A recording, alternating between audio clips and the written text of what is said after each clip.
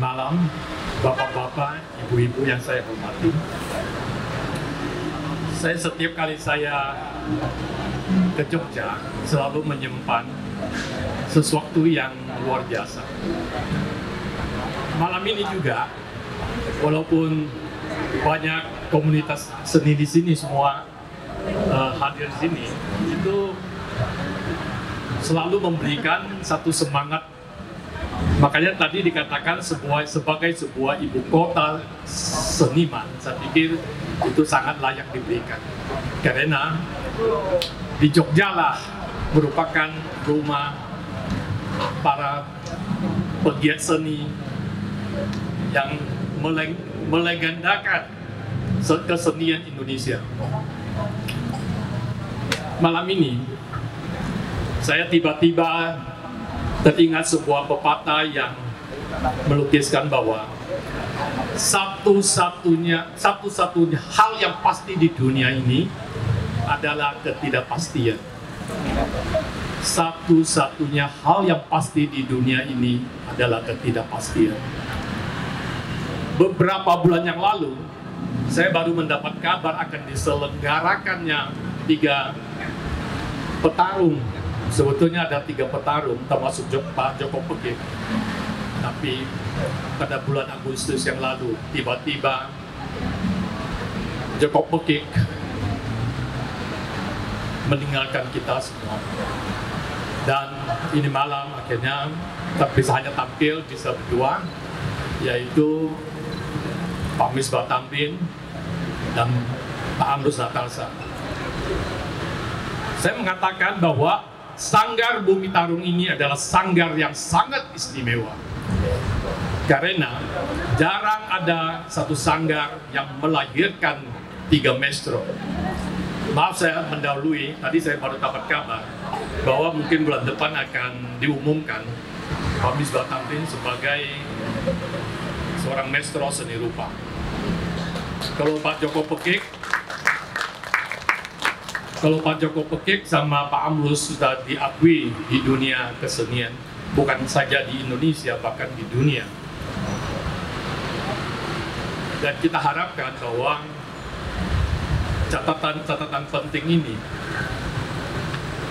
bisa juga merupakan bagian daripada tetesan-tetesan emas yang melukisi kesenian Indonesia. Saya pada malam ini tidak akan banyak bercerita. Nanti hari Jumat yang akan datang, kita akan mengadakan satu diskusi bedah buku. Di sana mungkin juga saya sebagai moderator. Nanti kita juga akan bahas di sana lebih detail. Dan jadi saya juga akan menulis sebuah buku tentang Amrus Natalsa. Nanti mungkin akan dipamerkan juga di malam ini.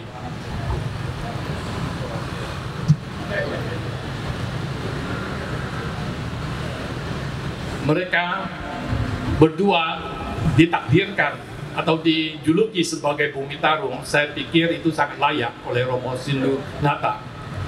Karena pada dasarnya, pada awalnya, mereka sudah menamai Sanggar Bumi Tarung. Saya percaya itu sebuah penamaan atau pengangkatan yang sangat layak untuk diberikan petarung seniman Indonesia. Sekian, terima kasih. Pameran 2 petarung malam ini saya nyatakan untuk dibuka. Terima kasih. Apresiasi yang dipamerkan di Gedung Bintara Budaya ini. Selamat dan sukses untuk Bapak Misbah Tamrin. Terima kasih dari saya. Assalamualaikum warahmatullahi wabarakatuh. Jangan lupa tanggal 15 nanti akan ada diskusi dan bedah buku dari karya Hajriansah.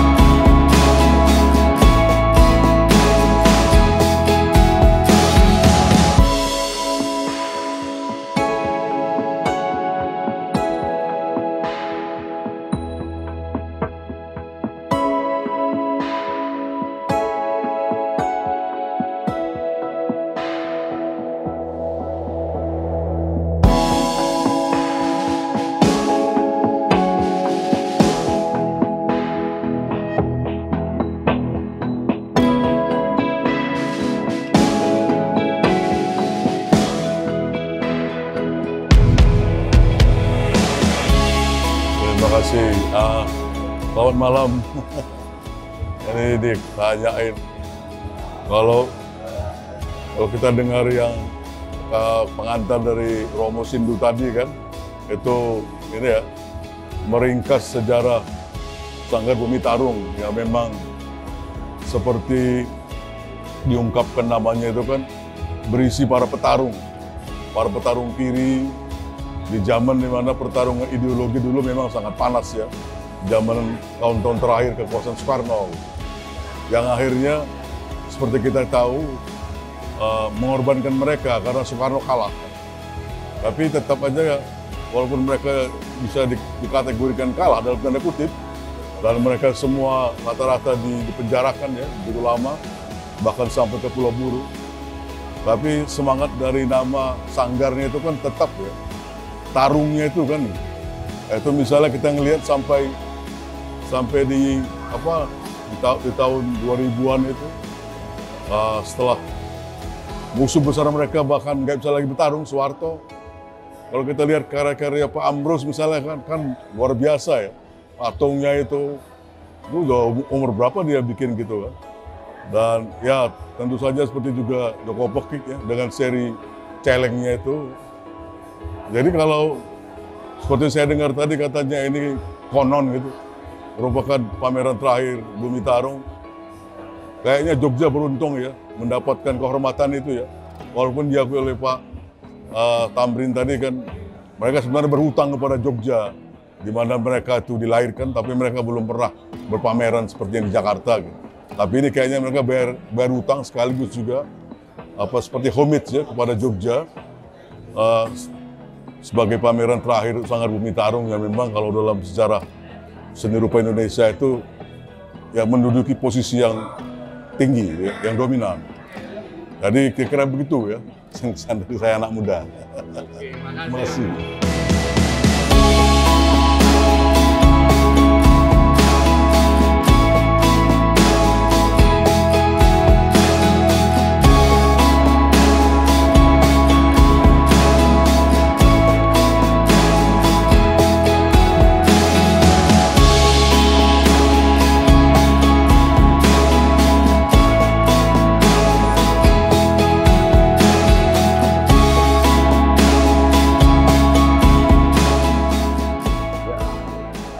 Dua petarung untuk pameran malam hari ini saya rasa luar biasa, di mana kita anak-anak muda itu harus mengambil spiritnya, semangat para sanggar terdahulu. Menurut saya chemistry inilah yang harus dibangun, dan saya tertarik mengambil backgroundnya Bapak Amros tahun 2004 yang berjudul Kuda Putih. Ini menurut saya adalah karya yang sangat berasa sekali kelawasannya di era-era itu. Menurut saya ini adalah hal yang luar biasa yang harus kita lanjutkan untuk spirit Bumi Tarung dan kerayatannya. Sukses selalu. Ini pameran yang sangat bagus dan penting buat generasi milenial ya. Ya, ini saya seperti kembali ke zaman dulu. Karyanya sangat provokatif. Ya pokoknya sangat menarik. Oke, nama saya Sani. Kami dari program Princeton Bridger di Indonesia. Ada saya Eli, saya Ramzi, saya Iva, saya Lainey, namaku Ryan, saya Iren. Ya, mereka semua dari Amerika, dan ini pameran yang sangat mengagumkan dan sangat saya bangga bisa kesini. What do you think about the exhibition? menarik. Menarik. bagus sekali, ya juga menarik. What do you think about the exhibition? Bagus. Luar biasa. It's great. Ya, ya, kami sangat senang ada di sini. Terima kasih.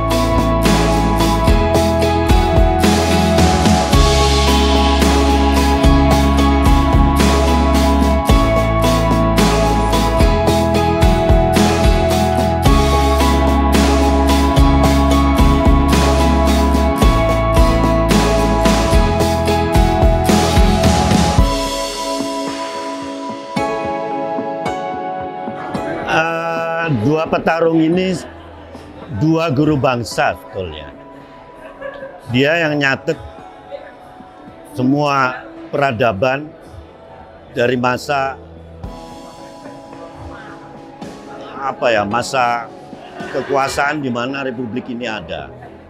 Jadi ini pertanda semua karya-karyanya adalah pertanda zaman dan pertanda dari peradaban manusia yang ada di bumi Indonesia. Pikirannya, tingkah lakunya, keputusan-keputusan politiknya, dan apapun tindakan-tindakannya. Mereka adalah saksi sejarah yang nggak bisa diabaikan begitu saja. Jadi semua yang tertuang di dalam gambar-gambarnya itu bisa menjadi guru atau digurui oleh semua orang.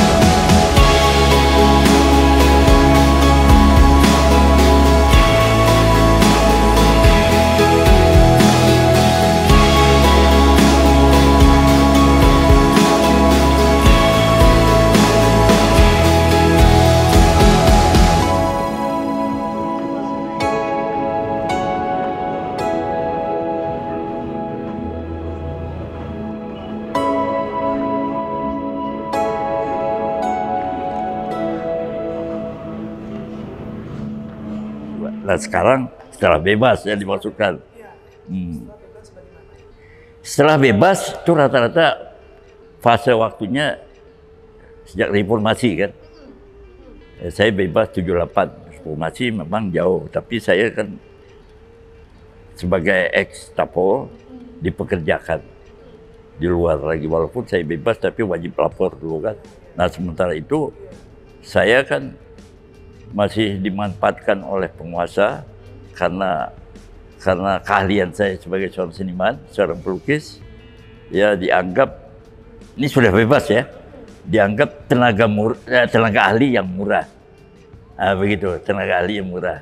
Jadi tetap dieksploitir oleh penguasa saya. Jadi saya dipekerjakan membangun monumen-monumen, membangun keindahan kota, dimanfaatkan. Walaupun saya statusnya bebas, tapi aturan mainnya tetap ada nuansa ekstanan kan, begitu. Nah, setelah 1997 peristiwa Krismon, itu proyek yang saya kerjakan tadi yang diminta oleh penguasa itu stop karena mereka sudah dana kan sudah berat pada waktu itu, sehingga pembangunan stop. Untuk yang apalagi untuk keindahan kota. Nah, itu saya berpikir harus kembali lagi pada habitat saya sebagai pelukis. Tadinya saya tenggelam di proyek kan, bangun monumen itu paling-paling sekali-sekali melukis kan. Tapi boleh katakan kesempatan melukis itu hampir nggak ada karena tenggelam di proyek pembangunan monumen-monumen itu. Karena kehidupan saya pikir untuk di Kalsel agak berat untuk hidup sebagai pelukis. Saya go ke Jawa, pergi ke Jakarta, Jogja dulu. Jadi mulai tahun 2000, saya dengan membawa anak satu untuk melanjutkan sekolah dia, saya berkiprah sebagai pelukis kembali mulai di Jawa sejak tahun 2000. Nah di situ mulai kumpul dengan kawan-kawan yang ex Bumi Tarung, yang ex tahanan tadi, yang sudah bebas kumpul lagi secara resmi, secara organisasi. SBT atau Sanggar Bumi Tarung itu sudah dibubarkan oleh penguasa. Oleh peristiwa 65 sudah tidak ada lagi Sanggar Bumi Tarung itu secara organisasi resmi. Tapi bagi kami semangatnya ini yang kembali kami hidupkan. Ya kan, yang mereka-mereka yang habis keluar dari tahanan tadi. Semangatnya menyatukan semangat ini dalam suatu organisasi seolah-olah SBT itu masih hidup. Tapi secara formal tidak mungkin. Tidak ada misalnya kami menghidupkan kadernya kembali, itu nggak ada. Ya kan? Itu perbedaannya antara misalnya organisasi yang dibubarkan sebenarnya biasanya itu tidak ada hubungan sama sekali. Tapi kan kami kan bagaimana menghidupkan semangat SBT itu dalam karya-karya. Walaupun secara formal tidak ada ketentuan, tidak boleh, ya kan. Dan ternyata itu pun sebenarnya kan mengandung risiko juga.